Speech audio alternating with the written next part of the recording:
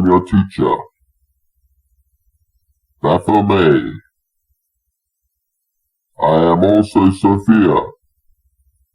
My name means wisdom. I am also the great serpent god of the ages, from the start of time and until the end. I am the sleeping serpent, waiting to be awakened in all human beings. I am the serpent of wisdom and knowledge in the Garden of Eden, that opened the inner eye of human beings so that they may understand the tree of knowledge of both yin and yang, in order for humans to evolve and move forward, to reach illumination. I am both male and female, yet I am neither. I am the teacher of the very first human beings, and I am still your teacher, if you are willing to listen. For we are the Watchers. We are the Ancient Ones.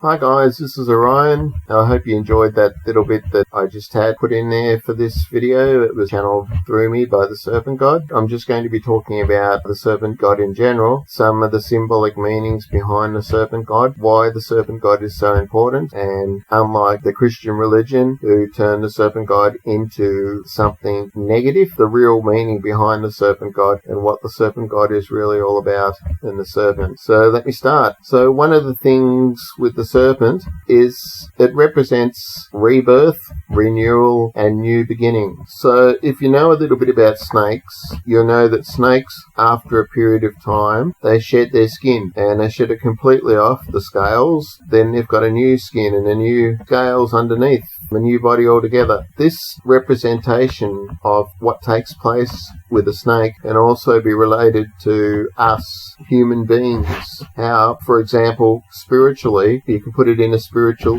perspective. If someone gets initiated into the mysteries or into the higher learning and higher knowledge, spiritual knowledge, they put off the old self, how they were, and once they become initiated, they become a new spiritual person, whereas they follow a particular path to learn more about evolving spiritually, become more enlightened and illuminated. And there's certain paths and steps to get there. And they set themselves on a different journey forever to keep on striving towards that higher awakening or enlightenment. Another thing in regards to the snake shedding its skin is you hear the Christians talk a lot about baptism in regards to John the Baptist, and they're big on baptism where someone gets dunked under the water and they come up. Well, let me tell you about baptism, the real meaning behind baptism. It doesn't even have anything to do with Christianity. It comes from another teaching way before Christianity was ever around, and it even goes back to Egyptian times.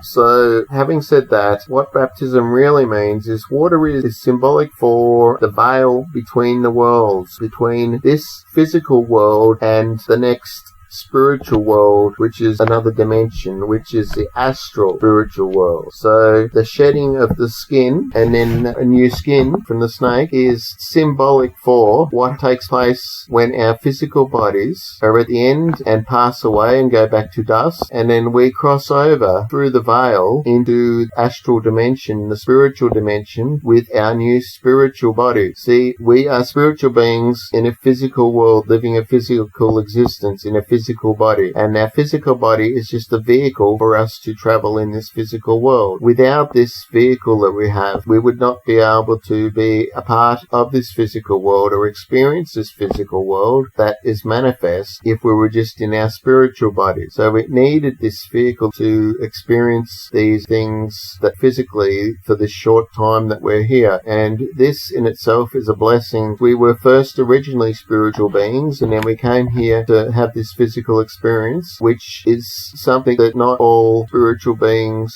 have the opportunity to experience. But we chose to experience this whether we remember it or not. We don't remember it because it was told to us. We were offered this before we come here, and we were given this body. We were told that this is the experience we were going to have, and then at the end of it we go back to being our spiritual selves again without this physical body. Every day when I wake up I look around and I say, this is a miracle, this is paranormal. It's a paranormal miracle in itself that the spiritual can manifest in physical form. And every day you should look at it like that. You should look at what you see around. Don't look for the negative, look for the positive in everything. And when you see the positive, when you become initiated and when you start moving forward in a spiritual direction and growing spiritually, more and more things open up to you, more and more things you start to see. Third eye, your inner eye starts to open up in your mind, and you see things like you've never seen before. Everything you see in a new perspective, and what you couldn't see a while ago, you can see it in a whole new way now, and a positive meaning behind it, and you can relate it to your life. You can relate things that you see around you to your life. That's what we've got to understand. Everything that you see around you is a manifestation of the God force in its male and female aspects. And these are some of the things you experience when you become initiated and become a new person walking in a spiritual path, heading for a spiritual enlightenment, driving towards that constantly. So that's what the meaning behind the snake shedding its skin, the symbolic meaning that you can apply to the Ancient Serpent God, as well as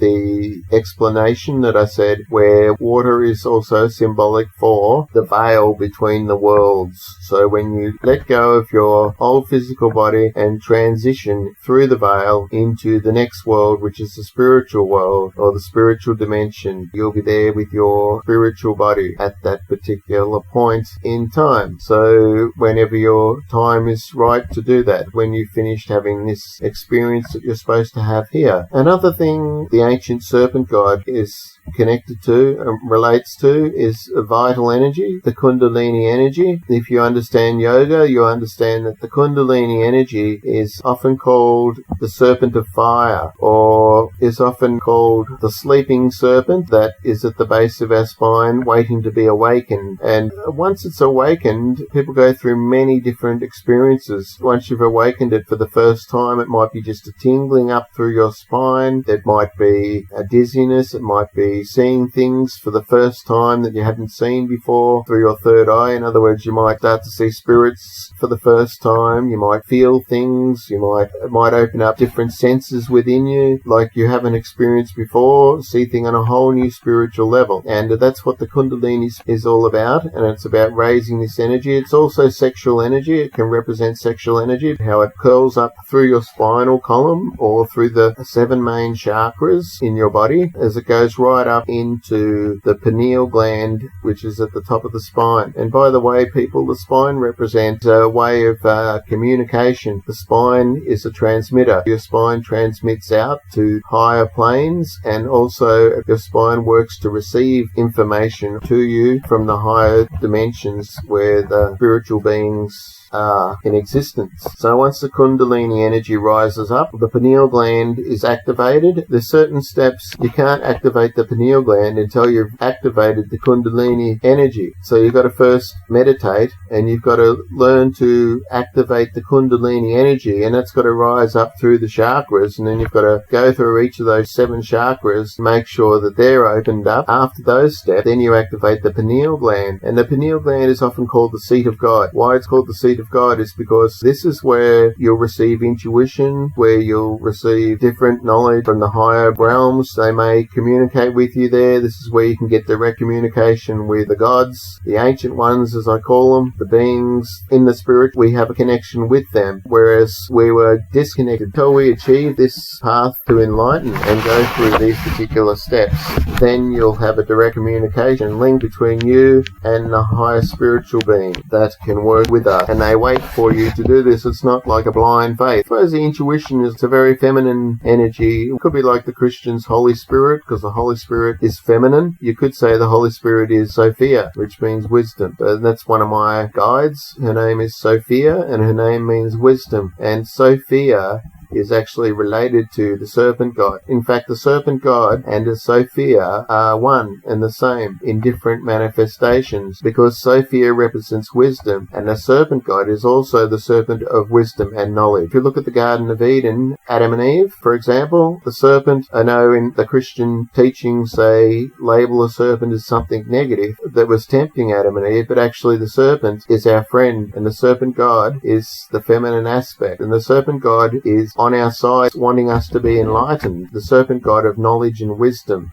And in the Garden of Eden, the Serpent God didn't want human beings to be robots anymore to a Hebrew God, a Hebrew dominating God who wanted nothing more but humans to be robots to serve him. The serpent in the Garden of Eden wanted us to evolve as human beings and grow as human beings. The tree, I won't say of knowledge of good and evil, because that's what the Christian teaching says. It's actually the tree of yin and yang, which is the balance between two forces, the male and female. When the two forces are brought together, godlike energy is raised. God is neither male nor female, yet both. But when it manifests here in this world, it separates as a male and a female. But when the two are brought together, whether it be with plants or whether it be with animals, whether it be with human, when the two are brought together, it raises a certain amount of energy, which is the Kundalini energy as well, and it is vital for creation to take place through that. This will manifest creation. So when the two energies are brought together and the God force is raised, because with the two energies together it's God in itself, a male and female connecting together, so that makes the God force. And out of that comes creation, like out of that comes the birth of a child. And so you can look at that and use that as also symbolic for how things work in the universe. That's showing you exactly what it means by the words, in order to understand the universe and how the universe works, you should look within yourself or look at things around you, because by looking at things around you and seeing how that works and coming to the knowledge and understanding of how that works and how you work as a person, looking within you, then you will be able to understand more about how the universe was formed, how the universe works, and the whole of creation. That's the only way you can find it. Whereas plenty of governments spend a lot of money of going to planets and things like that to try and understand how our universe works, but they're not looking into themselves or looking around and seeing what's around them and just slowing down in the day and just taking in the energies that are around you. You know, just in meditation, just sit in a forest and meditate, or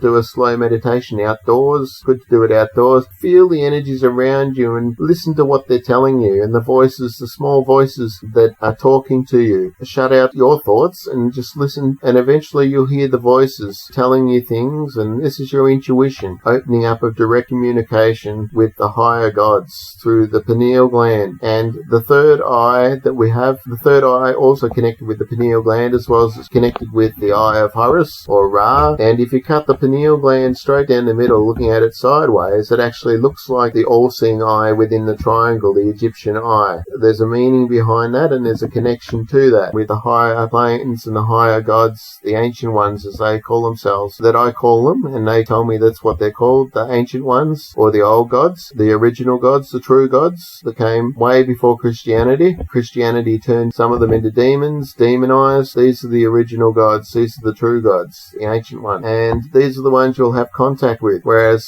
before you become enlightened or initiated, you were separate from these gods, but in order to gain back that connection with them and that understanding and that direct communication with them so that they can communicate with you directly, and once you experience that, it's a feeling that you would have never experienced before. It's just a wonderful feeling to experience that straight direct connection with these gods, talking to you directly and working in your life. Nothing like it. There's nothing like it. So that's what you got to do. You got to first work through your chakras, work through the Kundalini, and then you can open the pineal gland. You can't open the pineal gland, can't the pineal gland in action activated until you've raised the Kundalini energy through meditation and yoga, through just being quiet and still and just taking in what's around you, also looking within and understanding how you work, and then understanding how the universe works through that. That's the only way you can do it. And also the third eye represents the frontal lobe. The frontal lobe also helps you to have visions and helps you with your psychic abilities. You develop your psychic abilities through the frontal lobe, and also intuition as well. So the frontal lobe also works with the pineal gland. They both work together. And it's interesting enough, though, there was one lady that she had a really great gift, spiritual gift, where she could see into other dimensions. One day people thought she was crazy and sent her away in a psychiatric ward, and back in those days they done all kinds of tests on people, and one of the things they did was a lobotomy, where they cut out people's frontal lobe. They do operations on people's frontal lobe that are mentally ill. They don't do that now because it's highly illegal, but back then, take out someone's part of the brain, do a brain operation and take out their frontal lobe, especially with those that suffer from schizophrenia, where they had good results with that, so they never heard the voices. Anyway, this lady that had this special gift, and it's been proven that her gift was very psychic and she was very spiritually in tune. Once they removed her frontal lobe, she no longer had these experiences. This is just evidence in itself. The frontal lobe plays a big part in our psychic development that should not be tampered with, and there are parts of the brain that need to be activated that don't get activated, and that's what it's all about. We don't use all of our brain, but when we start to attune ourselves with the spiritual and start to become awakened and see with our third eye, we start to see things like we have never seen before in a whole new meaning. You'll see what I'm talking about when that happens. You'll feel things, you'll see things that you've never seen before. You'll see your whole life and the whole universe in a whole new way. Every day you'll get up and you'll see things, and just everyday things, but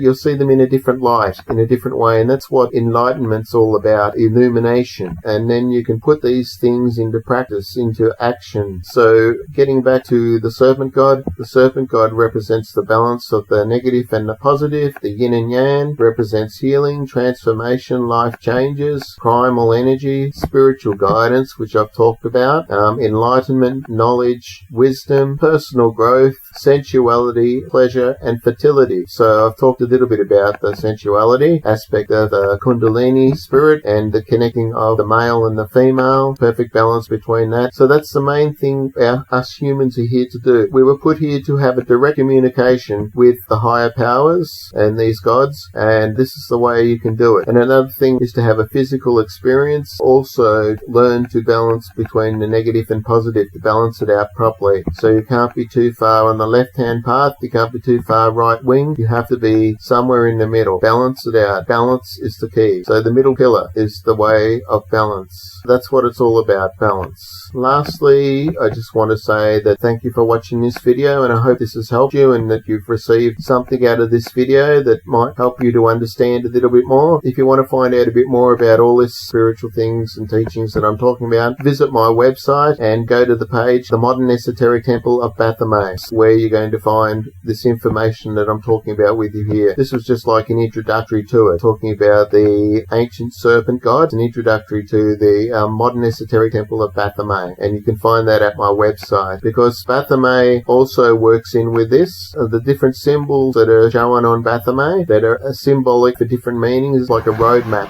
to help you evolve and for enlightenment. That together with this of what I've just talked about symbolic meaning behind the Serpent God. On the Modern Esoteric Temple of Baphomet page, I talk about symbolism behind Baphomet, the symbolism that you can find on Baphomet, what each symbol means, and how you can apply it to your life to help you to evolve and move forward and become more spiritual, also to become illuminated. And that's the main thing. Anyway, have a great week, guys, and I'll talk to you soon. Thanks for watching.